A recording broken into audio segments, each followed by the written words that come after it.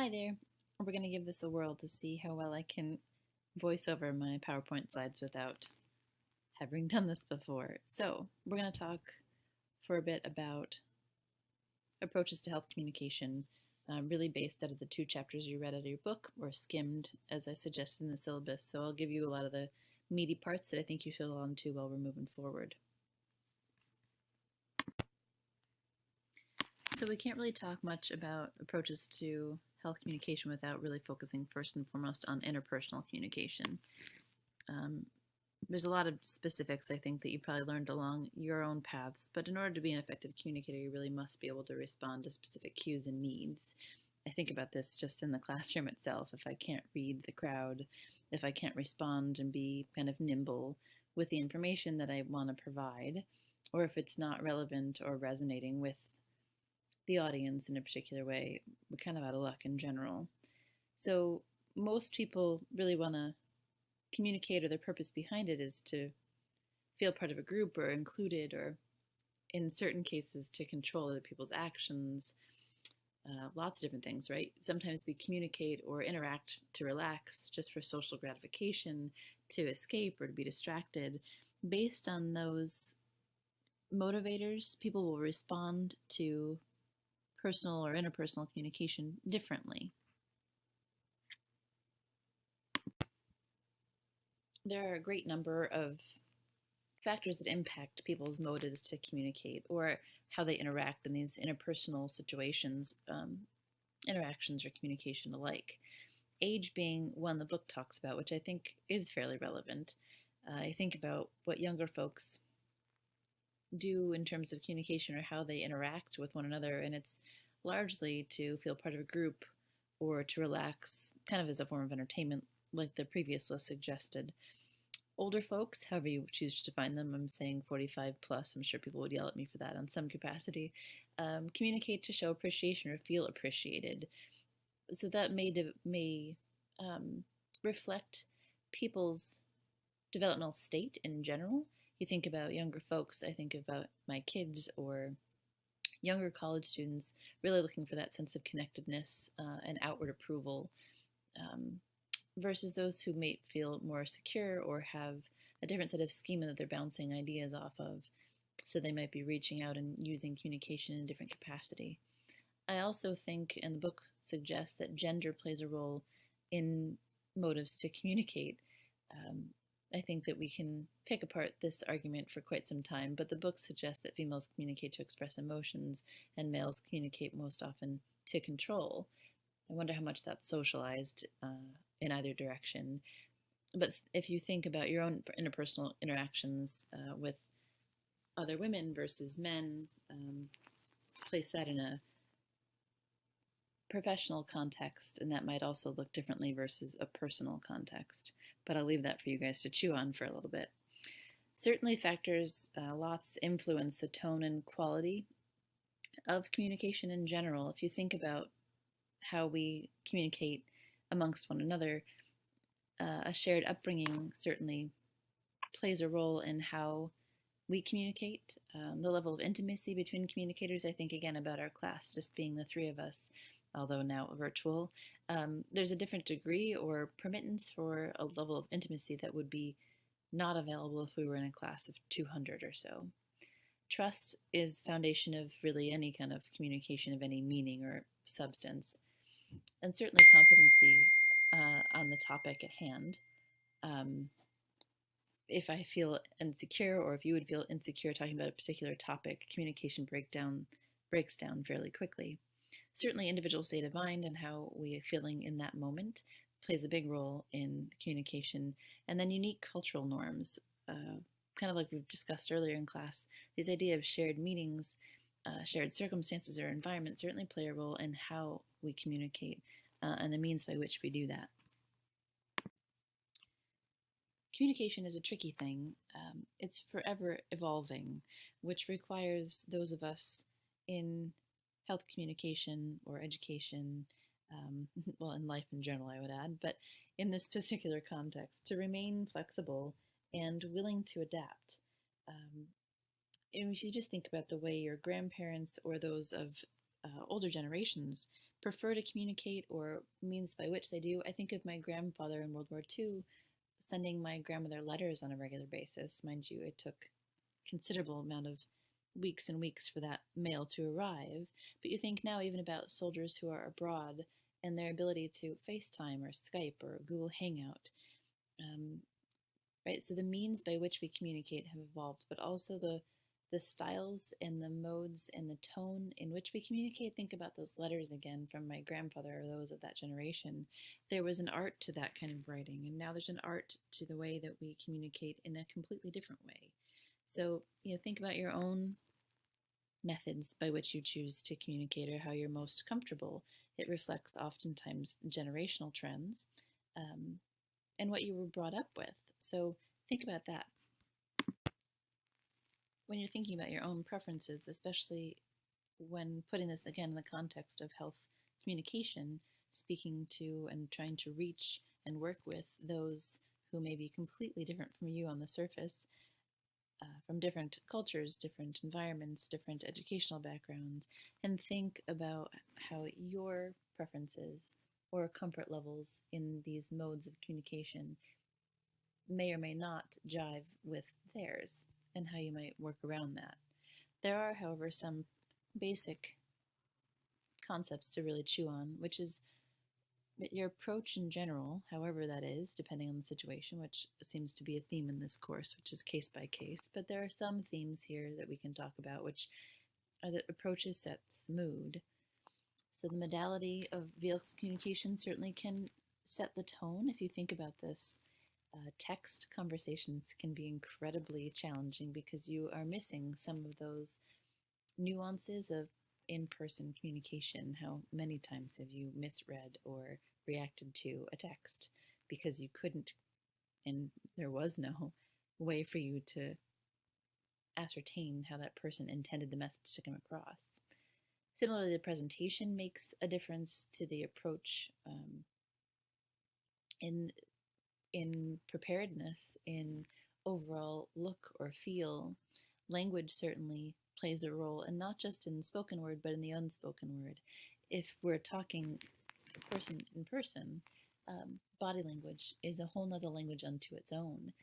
I can be saying one thing, and my body can be saying something completely different. Also, the intention makes a huge difference in how a message or communication is received. When you feel that someone has an intention or an agenda that is dissimilar or in opposition to yours, that certainly makes a difference in how that communication goes down. The tone that we use, either in voice again or body language, makes a difference also. If I were to change my tone of voice now, it could really convey a completely different message. I'm not quite the actress that I would like to be, but if I were to come at you with a domineering tone, or that this was something that you obviously don't know, versus me being the professor knowing all things, which we all know to be untrue, but if I were to come at you with that tone, it certainly sets the mood for the communication and how well or not well the information is received. So, but really, in order for information to switch hands or to grow or to be developed, there's a couple things that really need to happen. Right? We can potentially catch someone's interest, but to really change attitudes, people need to feel safe in receiving and having these discussions about anything in particular. Think about some sensitive topics like HIV prevention or abortion rights or general health. If we're talking about risks of cancer, if you attack someone with that tone, if your intention is to manipulate rather than to work with, people don't feel safe, and therefore the information, you might catch their interest again, but not actually see true attitude changes. Communication certainly needs to be honest and sincere. We all know what it feels like to be receiving information from someone that you know is not being truthful or with good intentions. It also needs to be relevant to the particular people, again, reflecting this idea of cultural competency and being supported by evidence. There are many, many instances in the news on a regular basis, or certainly on the internet, about these ideas or ideas, particularly for health communication,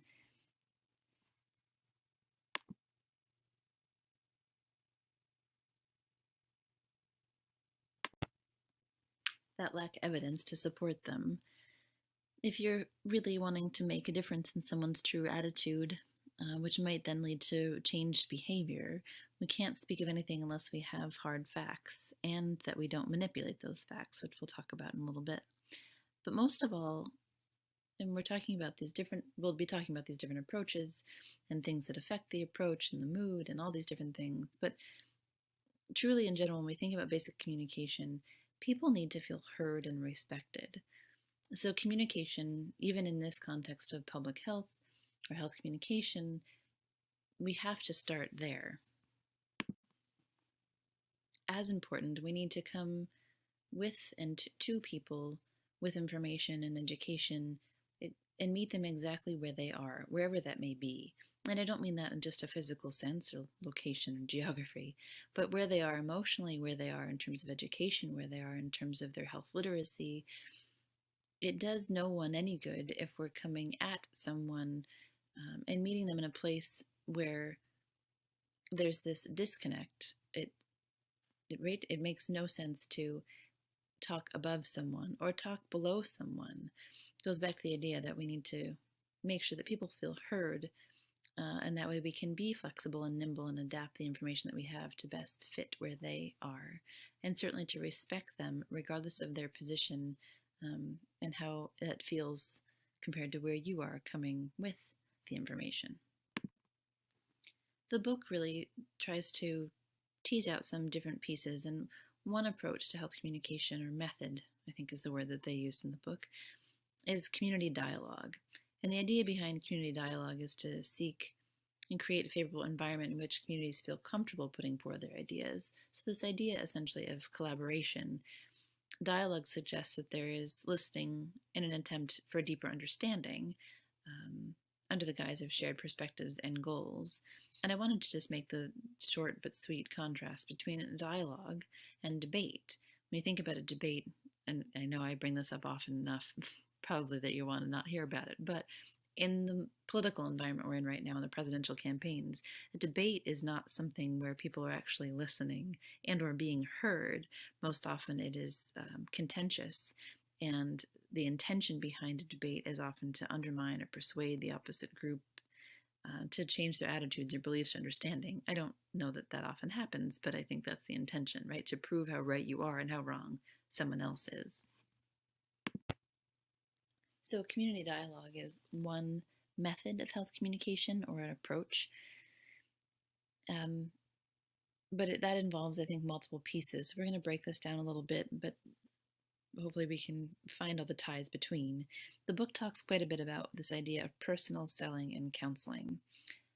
Health communication really is based upon this idea of personal selling, and that sounds kind of awful taken out of context, but by definition, personal selling is this one-on-one engagement of different groups in their own homes, offices, or places of work and leisure, also described as the ability to sell one's image and expertise. This is often, personal selling and counseling are really often coupled with service delivery. So to make this sound a bit less like sex trade or prostitution and more about public health counseling and education, think about community health workers or some of the other grassroots efforts I think of. I believe it was the early 50s, it was the Mother's March for March of Dimes, and people went door to door collecting dimes to help come up with a cure for polio, which was really making a horrible intrusion on many lives across the country.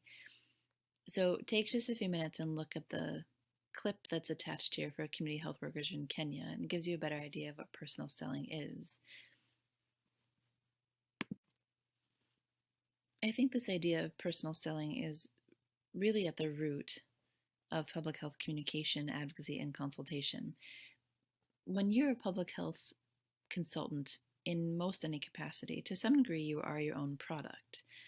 So you have to be able to be personable, you have to be able to be open and honest and competent and flexible and knowledgeable and all of these things, but especially in roles of consultation, you really have to be able to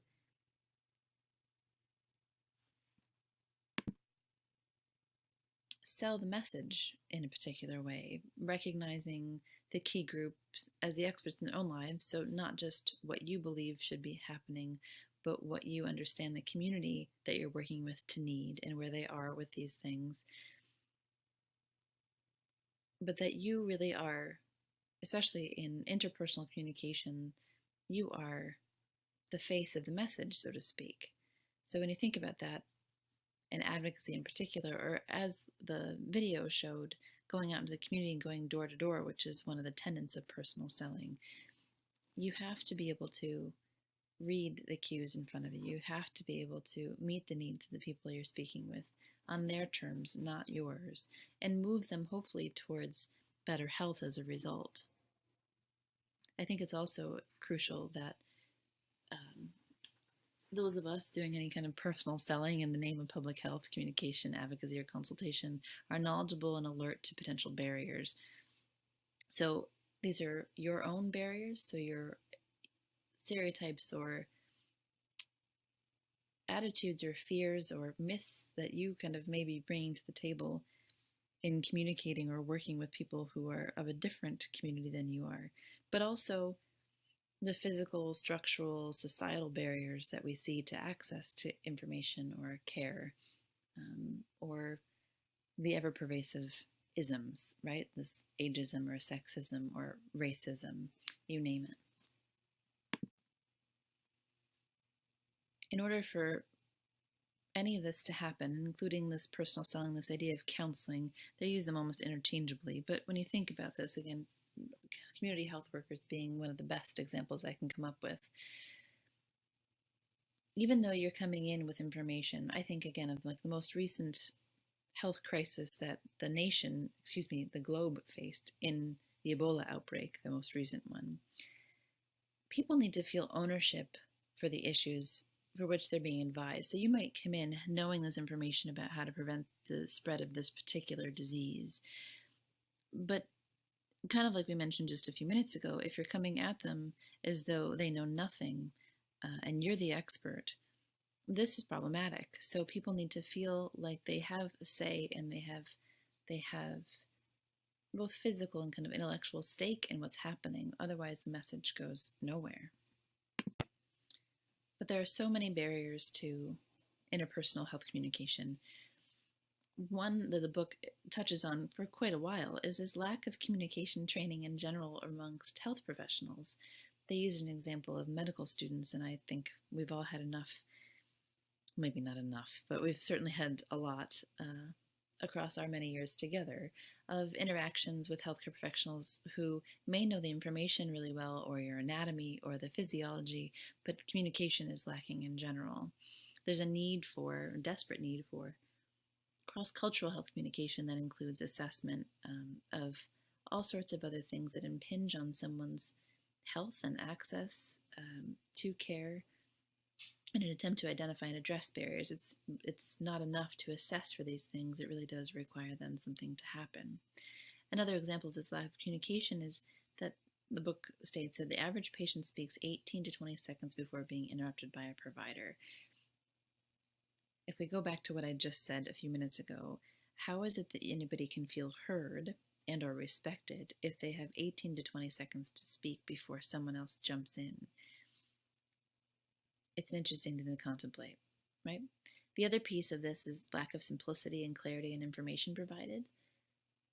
How many times have you been in a situation medically related where the verbiage used or the jargon used is just completely over your head? It feels foreign because it is.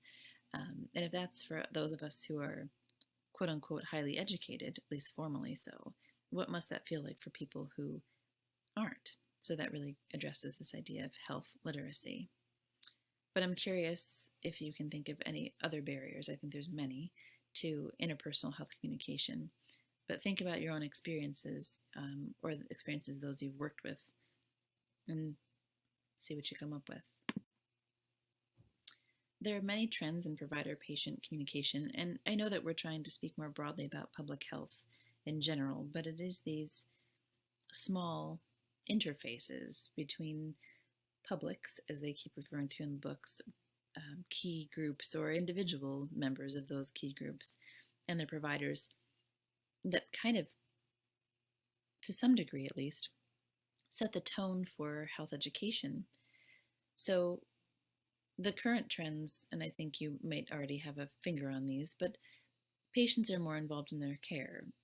We've talked, I think, briefly about the difference in hierarchy, or that doctors used to be placed on a pedestal and they are to a smaller degree. So, at least in, I would say, very whitewashed American culture. Patients tend to be more educated about health issues, and I think that's a part of this idea of new media that the book talks at length about. The internet, this ease of accessibility to information, Google being the one that pops to mind, which can be a blessing and a curse. There's also an increased awareness of patient rights. There's patient bills of rights posted in most major health institutions. People, to a greater degree now than ever before, I would argue, understand that they have rights as a consumer of healthcare. So there's lots of different trends that, again, if we looked at our grandparents' generation, or even our parents' generation to some degree, looked quite different. One of the biggest changes in the last 20 years or so has been this introduction of new media. The book describes this as the use of digital technologies in mass communication. I thought it would be helpful for us to have a couple definitions in front of us as we start this leg of the communication of this PowerPoint. But mass communication being the field of research and practice that is concerned with communication with large segments of the population and general public. Mass media being the means of communicating to reach large audiences, percentage of, or of a given population. None of these are too terribly new or exciting, but helpful again to have a common meaning that we're talking over and about the next couple slides. And e-health, which is a term I've heard many, many times, but the definition for me is helpful. This field in intersections of medical information, public health, and business, referring to health services and information delivered or enhanced through the internet and related technologies. I think of, it wasn't really that long ago that the internet really took off, even with AOL and email. When I first started college, undergrad that is, the first round of college, as my kids say, email was new. It was something that I wasn't accustomed to doing. I was still hardly typing up papers in high school to turn them in, let alone using the internet as a resource for information. And now I have Google at my fingertips on my phone at any minute of the day that I have power to my phone. So there's this huge, huge evolution in communication because of new media. Because of this huge evolution in new media or technologies, especially the internet, mass communication also looks different. So the intention of mass communication is really to inform and educate and entertain, build communication avenues around public health. Specifically, mass communication can mean other things depending on the field you're looking at, but that's the piece that we're focusing on here. Helps to create a welcoming environment on reoccurring health issues, policies, products, services. Right, this idea that we kind of reach the greatest amount of people with the same message. But one of the inherent challenges in mass communication, especially even in light of, I should say, this new media, is that it's really difficult to find shared meanings across a vast array of individuals. When you think of mass communication using the internet, the same message likely will not land on everybody the same, especially when you think of really vast geographic and related differences from, let's say, New York City to Mumbai, India, or Mumbai, India to rural parts of East Africa. Right, there are likely huge differences in meanings, or at least significant differences in shared meanings, so it makes this mass communication a little tricky. Mass communication, when you think about this, if you think about any major public health message, let's use smoking cessation being one that we know is really, really prevalent in the United States. Even amongst the different groups in the United States, I think of indigenous individuals and how certain smoking practices are traditional or used for religious or spiritual ceremonies, um, versus mainstream adolescent culture. Right? Those messages look very different. But when you think about this in general, this becomes almost an issue of marketing. So public relations is really the backbone of mass communication. I thought pulling the definition for public relations might be helpful again, making sure that we're practicing what we preach here and having a shared meaning of some of these things we're discussing. But public relations, or PR, is the art and science of establishing and promoting a favorable relationship with the public.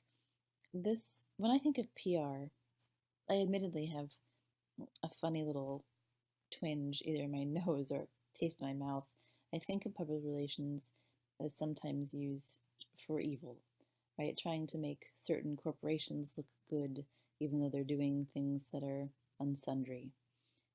But when we think about this in terms of public health, hopefully it has a much more positive spin.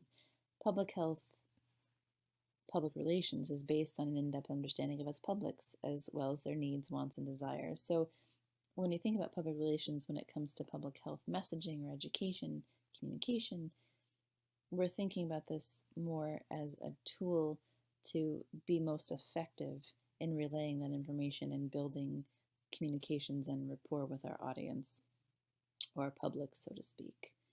There are 5 functions of public relations in public health. We're not going to talk about a lot of these today, and you can see this listed in the book itself, but public affairs, community relations, issues management, crisis management, media relations, marketing public relations. There's many facets to public relations in public health. We'll talk later in the semester particularly about crisis management because that's almost a class of its own. But when we think about these major institutions that are at the root of public health, I think of the CDC or World Health Organization. There's still a need for marketing to some degree those organizations and building a strong, trusting relationship between the publics and that organization. That's where public relations comes into play. What's interesting when you think about it is that there has been this huge evolution, which is new media, in terms of communication in general, but let's keep it specific to public health. So the mediums changed fairly dramatically from billboards strictly or commercials on TV, which most people now don't even watch TV with commercials, but the ads, even now that we see on TV, still have this idea of keeping things personal. So public relations might change, but the focus on the personal relationships doesn't ever seem to disappear. It's those personal relationships that are the glue between social media or no media, more broadly, and public relations and public health. There's always a personal or human element that people latch on to in responding to these public health messages and general education. If you're talking more broadly, people lose interest because they can't connect it to themselves. I've provided a link here to one of the CDC born and raised smoking cessation commercials. It's graphic in nature. You've probably already seen it a number of times, but it is the woman who has had a tracheotomy, and she's getting ready for the day and putting her wig on and such. So take a second to look at that. But think about, yes, this is on YouTube, this is on commercials, this has been in print, on billboards. I think I've seen 1 or 2. These are using all sorts of different media, including new media like YouTube, which you're clicking on, but still maintaining this very human or personal element. So public relations strategies and activities are absolutely fundamental to public health communication and interventions. Public relations strategies help expand the reach of a message. They help advance conversations, promote dialogue about solutions, and help organizations and publics come closer together, truly forming almost a relationship between these public health organizations and the people in which they serve and work with. One of the ones that steps into my mind pretty quickly, but again, because of my maybe women's health or mom and baby connection, is Planned Parenthood. there is a face to the messaging of Planned Parenthood, and it's at least attempted to be the face of all women. That's a very personal way, and that's conveyed through all sorts of things, including the mass media or the hashtag that's going around currently with the biggest political debacle around shutting down the government because of Planned Parenthood funding. We won't talk about how we all stand on that. It doesn't much matter, but that there's a personal piece to this. The messaging and the PR campaign around this public health concern or issue of women's health and women's reproductive health is a really good example of how PR and public health and new media come together.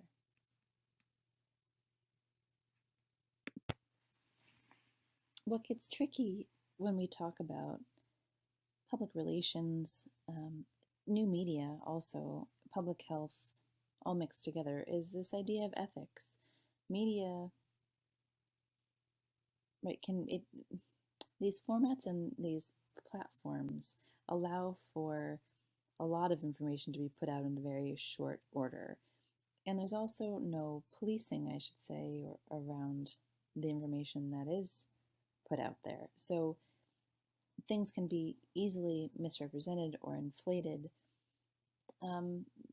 sometimes to benefit the look of the organization, sometimes to disguise the funding for a particular study about a particular public health issue.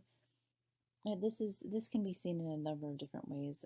Again, I'm playing on all the political fodder that's happening right now, but the current politics around gun violence or Planned Parenthood, again, shows that numbers or facts about public health issues or the use of particular services, health services, or something more broadly like gun violence, which I would argue is a public health concern, can be misconstrued intentionally to prove a point or to pull people's attitudes or beliefs in a particular direction. Again, I put another link here about, it's to an article, but about what went down when the director of Planned Parenthood was brought in for questioning about the practices of abortion care in Planned Parenthood. So take a second to look at that. But there are things that we can think about because we don't know which capacity or if you'll be in a capacity to be doing public relations in public health. But there are certain things we can hold on to that help to maintain ethical public relation programs in public health. There's a list here for you, and some of them, I'd maybe argue most of them, are not anything shocking, but kind of like research, kind of like business ethics, there are things that just need to be followed. But when we're talking specifically about public health education and public health messaging and communication, everything really should be based on research. And of course, that research should be ethical and objective, which is where it can get sticky if Merck is particularly doing a study on a particular drug related to a big public health issue like cardiovascular disease. So those facts that are being presented based on the research have to be reputable and scientific and clear-cut, I hope, as well. But in order for public health, public relation programs to be ethical, they also have to strive to maintain an honest and direct relationships with the public. If there is misinformation being promoted, it undermines, well, everything to some degree, but it certainly undermines the message. If there are conflicts or controversy in who's providing the most accurate facts, people don't quite know which way to go, therefore they don't. And that's a problem in sustaining and or trying to chip away at these public health issues. Certainly basic principles of adhering to ethical standards throughout business in general or research, right? Dealing with conflicts of interest and disclosing funding sources. Generally speaking, all of this is to preserve the public interest. So when you think about public relations campaigns related to public health, or public relations efforts, I should say, all of this should be about the public, not the organization serving the public. That's where I think we run into the most trouble. I think another ethical concern when we're talking about public relations and public health, and new media in particular, is the issue of health disparities. Some would argue that new media in particular might actually further the divide in health outcomes between particular groups. Not everyone has access to the internet or mobile devices, let alone equal access to those things. So access might not be as big of a deal. There are libraries and such, but equal access is a whole nother ballgame. So they might actually perpetuate these health disparities if the campaigns and messaging and supports are limited to new media, because that way those messages are really only reaching those who are already connected or maybe have the means to be so. So something to consider when we're thinking about public relations as really the backbone to health communication. We've talked a lot about various aspects of media in terms of new media or mass media, the like, but in this particular slide we're talking about media as in media sources, so newspapers, journals, TV shows, and the like. I would argue that it's just as important when we're talking about public relations and public health to think of these media sources as another avenue or other avenues or windows to reach the public that you wish to work with and or serve, hopefully both. And it's just important to know the media sources as it is to know the public. They're simply an extension or again, a window to the audience. So if you think about this in particular with regard to like a consulting role in public health, I think about this. I was on the board for March of Dimes locally for quite some time here. And one, because of my personal experiences with my kiddos in the NICU for so long, but also in terms of the programming they had available for mothers locally. But I was the face and had kind of immediate pitch because I was part of the messaging, but I could connect the population of folks who, well, arguably everybody benefits from March of Dimes in terms of research and newborn health, but I could connect the message of the March of Dimes with the greater population through the media. So I had almost an elevator speech that I would use in case a journalist of any sort pulled me aside at any particular function. This can be a consulting role in public health in general, where someone who's very familiar and very well versed in the public health issue and all of its facets then acts almost as a liaison between that public health issue and the organization for which is working on it and media sources. So this, again, is a common role, and sometimes it's one hat of many that you would wear as a consultant or an employee of a major health organization or a specific health organization for a particular issue. But just a couple things to note: that it's really important to speak with media sources as you would with really anyone you're trying to communicate with around this health issue, which is to use easily understood and clear information, virtually jargon-free if possible. But it's also important to foster relationships between certain media sources and the organization or the message that you're trying to get out there. Again, the March of Dimes example, whenever there was something new coming up or an annual fundraising event that we always did, we would call up our connections at Channel 7 News, and they would inevitably give us airtime, either in commercial spots or interviewed by one of their hosts. So that relationship helped us spread the message in that way. And basic ideas of just being respectful of what the media sources need as opposed to what you as the consultant or the conveyor of the public health message need from the situation. There are so many modes of mass media communication and public health, public relations tools. That's a mouthful. There's a list here for you, and I don't think any of them are terribly new when you think about them. But the ability for this message to spread much wider, again, with this evolution of new media, is pretty remarkable. Public service announcements now can be issued across the nation within seconds. Op-ed articles, because of internet sites for particular newspapers, I'm thinking Washington Post or New York Times, again, have a far greater reach than they otherwise would, especially now that New York Times and Washington Post have particular deals for colleges where students have free access to digital media. Those messages can be spread much more broadly if people are reading them. These are just formats to think about and the ways that public relations tie in with mass media and around public health issues. It doesn't have to be really just to address public health issues, but these are the ways in which public relations and mass media work together. As I alluded to before, new media really does expand the reach of information, education, advocacy, and a lot more, but it comes with a price. When we talk about the idea of the ethical concern of health disparities and how new media may just further disconnect or leave people disconnected, is a problem.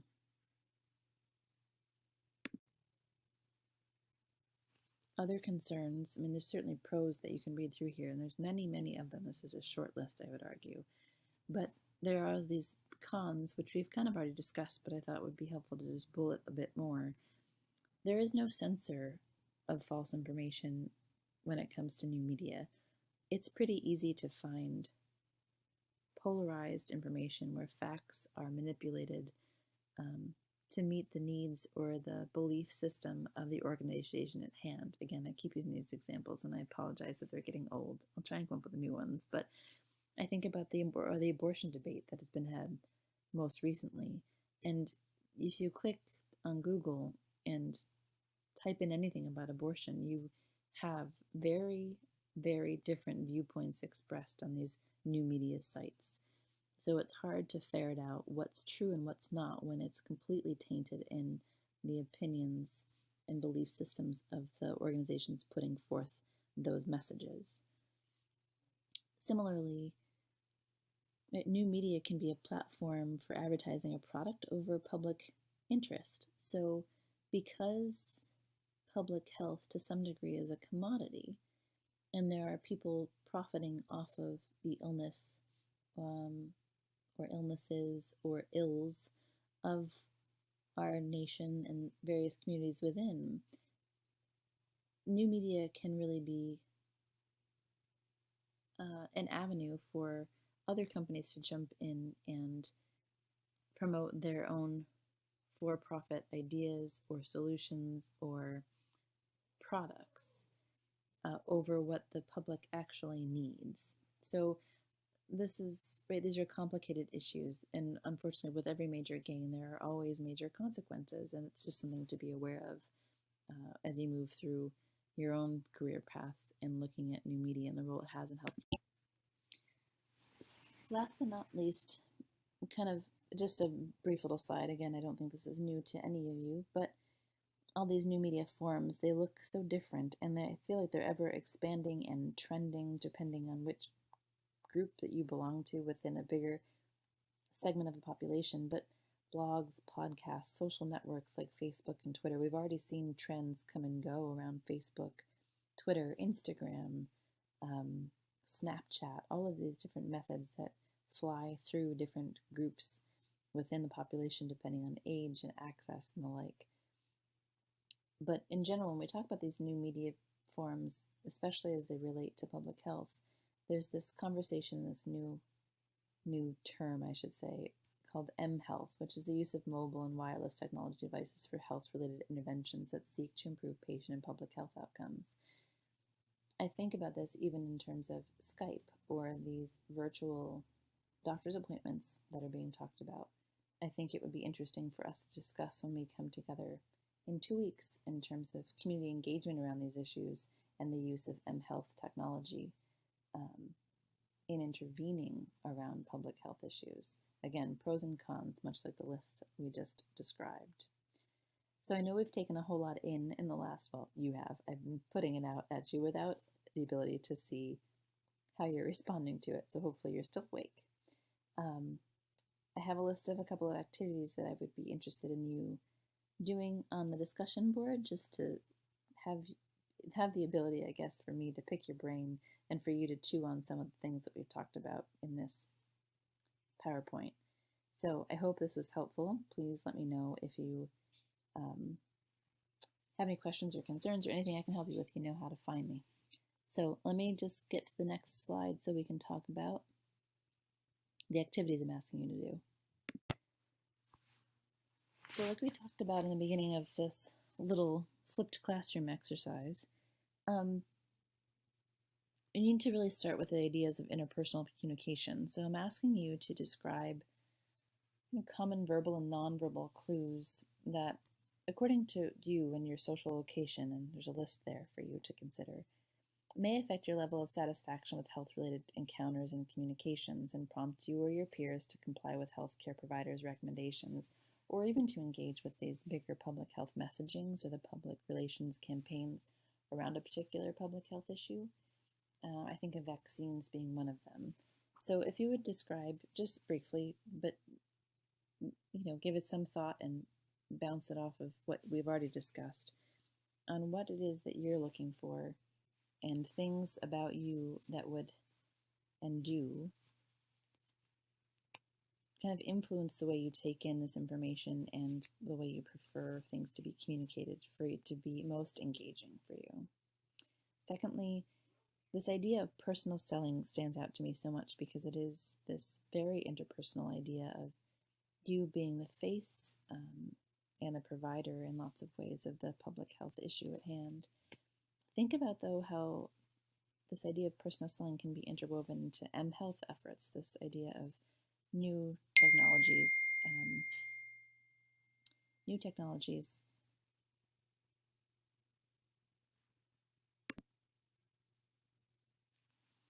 and personal selling. How do we keep things personal and flexible and adaptable in the moment when we're using mHealth technologies? Again, this is just more brainstorming to help you think about these aspects and approaches to public health communication that we've been talking about.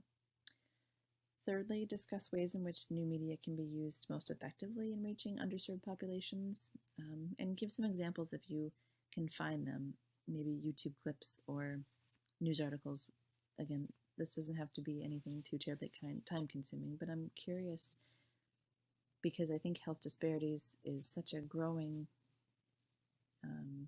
and serious issue that I'm curious how new media in particular can be used to close the gap rather than to further it.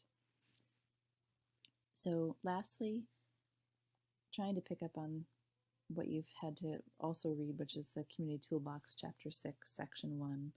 Look at there's a particular subgrouping underneath or within that section called Channels of Communication. So to apply some of this, pick a particular key group you'd like to work with around HIV prevention and discuss which channels of communication you believe would be most effective and why. So by that I mean pick a channel they've suggested, or excuse me, pick a subgroup of people you'd want to work with around HIV prevention. It could be seniors, which it actually has a growing rate of HIV because there's been a lack of messaging targeted towards that group. It could be Latina women, who are among the highest in new cases diagnosed. It could be men who have sex with men. It could be preteens, you name it. But think about the population or the audience you're trying to target with the messaging and which channels of communication might be most appropriate for that group. Again, thinking about knowing the message enough to know how to cater the message to the audience. So the last slide is just a couple of resources if you want some further reading on a couple of these things, but I hope this was helpful, and I will talk to you soon. Take care.